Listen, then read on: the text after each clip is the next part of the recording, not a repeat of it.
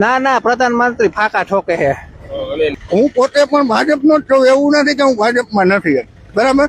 ભાજપ સાથે જોડાયેલો છું, પણ જે હકીકત ખરેખર જે વસ્તુ છે એને આપણે ધ્યાનમાં લેવી જોઈએ અને આ તાત્કાલિક ધોરણે રિપેરિંગ કરાવવું પડે. અમેરિકાને અહીંના બનાવો તો મજા નો કે અમેરિકા જેવાનો બનાવો તો અહીંયા હલાય એવું કરી દો ને. હવે અમારે જેલમાં જવું છે અને મરી જાય તો મરી જવું છે. હવે એને અમારે 56 ની છાતીથી લડવું છે અને મોરે મોરો મારી દેવો છે, બરોબર. નમસ્કાર દર્શક મિત્રો, હું છું મેહુલ ગઢવી. આપ જોઈ રહ્યા છો હિન્દ વૈભવના માધ્યમથી લાઈવ. આ લાઈવ આપણે શા માટે કરવું પડે છે એ દ્રશ્યો હું કેમેરામેનને કહીશ કે તમને એ દ્રશ્યો બતાવશે કે આ આજનું જે આ લાઈવ છે એ ગઈકાલનો અને પરમ દિવસનો જે થોડો વરસાદ હતો એના કારણે કંડલા બાયપાસ જે છે નેશનલ હાઈવે ઓથોરિટી વિભાગ જાણે ધૃતરાષ્ટ્રની જેમ આંધળું બની અને જે રીતે તમે જોઈ રહ્યા છો કે માહોલ સર્જાઈ રહ્યો છે એ ખરેખર રોડ રસ્તાની પરિસ્થિતિઓ કેવી છે એ આપણે વાહન ચાલક સાથે પણ વાત કરીશું કે તેઓ શું કરી રહ્યા છે. રસ્તાની હાલત બહુ ખરાબ છે. વાહન લઈ જાય તો નકરા ખાડે ભરેલા, ખબર નથી પડતી ક્યાં ખાડો છે, ક્યાં પાણી ભરેલું છે. વાહનને નુકસાન થાય. તમે તંત્રને શું કહેશો? તંત્રની ઘોર બેદરકારી છે. શું આપનું નામ શું? જીતુભાઈ ચૌહાણ. ખૂબ ખૂબ ધન્યવાદ. પોતે પણ વાહન ચાલકો પણ એ જ રીતે પોતાનો રોષ ઠાલવી રહ્યા છે અને આ વાવડી ચોકડીથી લઈ અને દલવાડી સર્કલ સુધી આ સમગ્ર રસ્તો મગરમચ્છની પીઠ સમાન બની ગયો છે. ત્યારે અહીંના સ્થાનિકો આપણી સાથે જોડાયા છે. આપણે સ્થાનિકો સાથે પણ વાત કરીશું કે તેઓ શું કહેવા માંગે છે. મંત્રી, સંત્રી, તંત્રી, સરપંચ ને સાંસદો બધાય નીકળે છે પણ કોઈ બોલતું નથી. વિકાસ બધાયને કાગળ ઉપર દેખાડવામાં આવી રહ્યો છે, ખરેખર ધરાતલ ઉપર ક્યાંય વિકાસ જોવા મળતો નથી અને લોકોને પાણીનું ખાબોચિયું હોય તો પણ એક મોતનો ભય રહે છે કે ખાડો હશે કે ગટર હશે કે માત્ર પાણી છે. એ રીતે હાલ જે ભયભીત પરિસ્થિતિમાં લોકો પોતાનું જીવન નિર્વાહ કરી રહ્યા છે અને જીવના જોખમે મુસાફરી કરી રહ્યા છે પોતાના વ્યવસાય જવા પર માટે, ત્યારે આ મોતના તોતિંગ ખાડાઓ તંત્રને શા માટે નથી દેખાતા? અને શરમની વાત તો એ છે કે સામે જે બંગલો તમે જોઈ રહ્યા છો એ બંગલો ભાજપના જ કોર્પોરેટરનો છે. હમણાં જ જે જીતેલા જે કોર્પોરેટરનો છે, તો એમને પણ શરમ આવી જોઈએ કે રાજ્યમાં એમની સરકાર, મોરબીમાં એમની સરકાર, કેન્દ્રમાં એમની સરકાર અને ત્રણેય જગ્યાએ પોતાની સરકાર હોવા છતાં જો મોત સમાન ખાડા પોતાના ઘર આંગણે હોય અને એ ન પુરાવી શકે તો લોકો શા માટે ટેક્સ ભરી રહ્યા છે? અને ચૂંટણી આવે છે ત્યારે તમે વી ધ પીપલ કહેતા હો છો, ચૂંટણી પતી ગયા પછી તમે હુ ધ પીપલ શા માટે કરો છો? એ માટે કાયમી મોરબીની જનતાનો રોષ રહેતો હોય છે.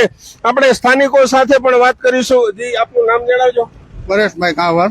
પરેશભાઈ, ખરેખર શું પરિસ્થિતિ સર્જાય છે? ખરેખરમાં આ રોડ ઘણો તૂટી ગયો છે, બહુ અત્યંત દયનીય સ્થિતિ છે. ડેલી અત્યારે હાલમાં રોજ 5 થી 6 જણા ડેલી પડે જ છે અને ઘણાને લાગી જાય છે, ઘણાના વાહનમાં તકલીફ પડે છે. અને રાત્રે આ સ્ટ્રીટ લાઇટ પણ એક ચાલુ કરવાની ખાસ જરૂર છે. રાત્રે સ્ટ્રીટ લાઇટ ક્યારેય થતી નથી અને થાય તો ક્યારેક એક થાય ને 4 મૂકીને 5મી થાય, એવી રીતે થાય છે. એટલે ખરેખર આ ઘણી વસ્તુ ખરાબ છે. હું પોતે પણ ભાજપનો જ છું, એવું નથી કે હું ભાજપમાં નથી, બરાબર. ભાજપ સાથે જોડાયેલો છું, પણ જે હકીકત ખરેખર જે વસ્તુ છે એને આપણે ધ્યાનમાં લેવી જોઈએ અને આ તાત્કાલિક ધોરણે રિપેરિંગ કરાવવું પડે. જે કાંઈ કરવાનું થતું હોય તે આપણે કરાવવું પડે.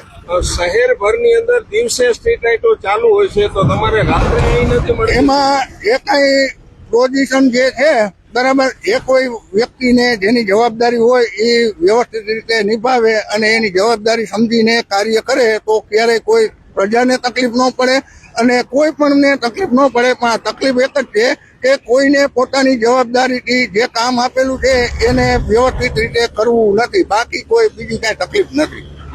ખૂબ ખૂબ ધન્યવાદ પરેશભાઈ. પણ ખૂબ સુંદર મજાનો મેસેજ આપ્યો કે પોતે ભારતીય જનતા પાર્ટીના વિચારો સાથે અને સંસ્થા સાથે જોડાયેલા છે, છતાં પણ સત્ય પોતે સ્વીકારી અને જે શહેરભરનો જે માહોલ બતાવ્યો અને જે નેતાઓની અને અધિકારીઓની જે અણઆવડત છે કે જેને માત્ર ને માત્ર પોતાનો જ વિકાસ કરતા આવડે છે, એવા નેતાઓ અને એવા અધિકારીઓને શાન ઠેકાણે લાવવા માટે જ્યારે હાલ આ લાઈવના માધ્યમથી આપ નિહાળી રહ્યા છો કે કેવડા ફૂટ 2-2 ફૂટના તોતિંગ ખાડાઓ મોતના ખાડા સમાન છે. અહીં વાહનોને અકસ્માત તો દરરોજના 5-6 થાય જ છે. તેઓ સ્થાનિકોનું કહેવું છે કે 5 થી 6 હા કાલ રાત્રિ આ ટ્રક પણ તમે જોઈ રહ્યા છો, ટેલર જે છે એ બ્રેકડાઉન થઈ ગયું છે. એટલે ટાયરોની અંદર, કમાનોની અંદર એક રીતના અનેક આ ખાડાના કારણે જે બનાવ બનતા હોય છે. ત્યારે તમે ટેક્સ તો આપો જ છો, પણ સાથે સાથે તમે મેન્ટેનન્સ પણ ભોગવો, તેવી જે બેવડી નીતિ છે એના કારણે વાહન ચાલકોમાં પણ એટલો જ રોષ હોય છે. અકસ્માતોથી કોઈના જીવ જતા રહે છે. ત્યારે તેમને આપણે બીજા આગેવાન સાથે પણ વાત કરીશું કે તેઓ શું કહેશે. આપનું નામ જણાવજો. પ્રવીણભાઈ અઘેરા.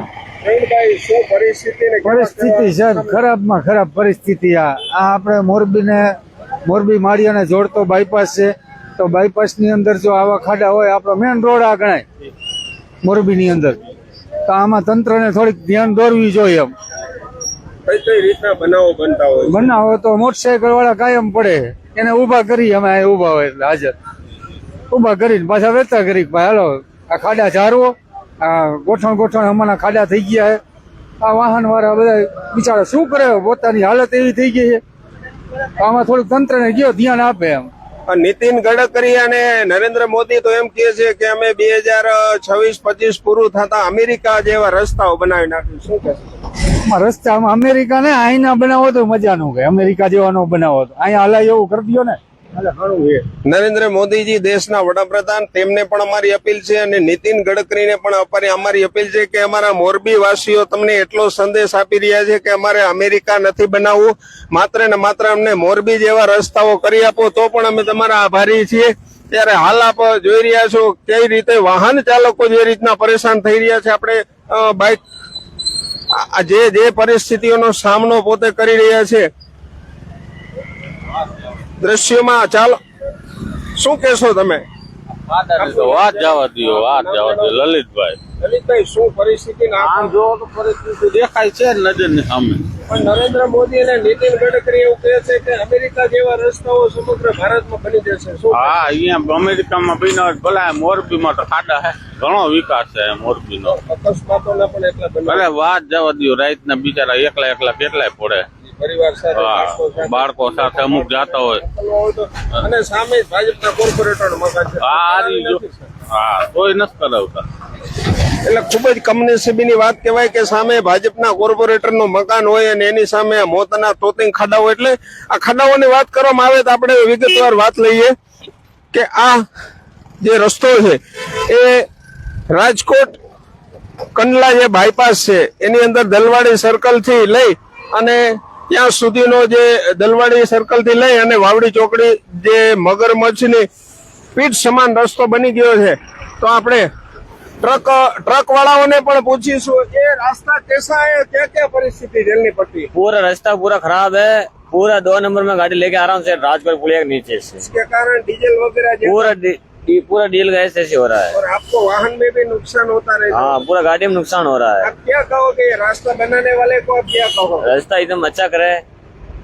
नितिन गडकरी तो कह रहे हैं कि अमेरिका जैसा में रास्ता बना दो। अच्छा, तो क्या बताओगे, अमेरिका जैसा है? पूरा रास्ता का ऐसा हुआ है। नरेंद्र मोदी कह रहे हैं हम हमें टेक्नोलॉजी, स्पेस टेक्नोलॉजी से हम रास्ता बना रहे हैं। आप क्या बताओ, क्या बोलो? चलो कोई बात नहीं, ड्राइवर साहब शर्मा गए हैं, मगर જે રીતે નરેન્દ્ર મોદી અને નીતિન ગડકરી કહી રહ્યા છે કે અમે અમેરિકા જેવા રસ્તાઓ તમને બનાવી આપશું, ત્યારે